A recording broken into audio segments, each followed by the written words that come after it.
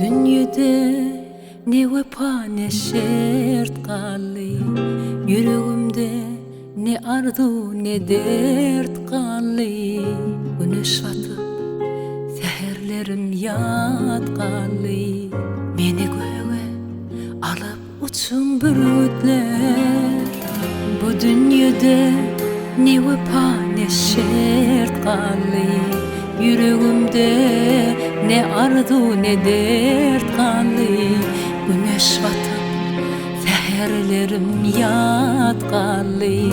Meni göğe alıp uçun bürütler. Yürüm yürüm atı ıkbal yoluna, bir dert yaşar menin ecik canımda.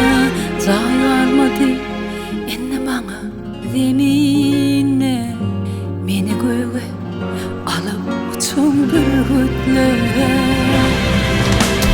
Bürütler, bürütler, meni göğe alıp uçun bürütler. Bürütler, bürütler, bürütler, meni göğe alıp uçun bürütler. Bürütler, bürütler, bürütler, meni göğe alıp uçun bürütler. Bürütler, bürütler, bürütler, meni göğe alıp uçun bürütler.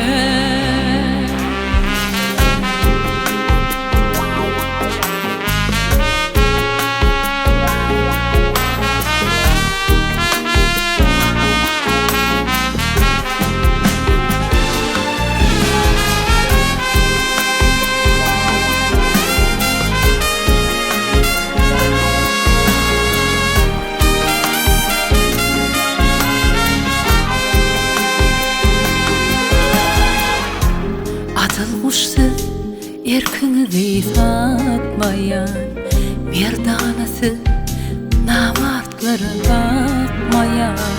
Kimdir sizi yuvuz kılıp yanmayan, meni göğe alıp uçun bürütler.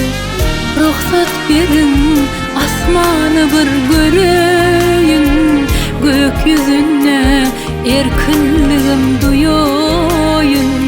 Ölsem sizdek mert buluban öleyim, meni göğe alıp uçun bürütler.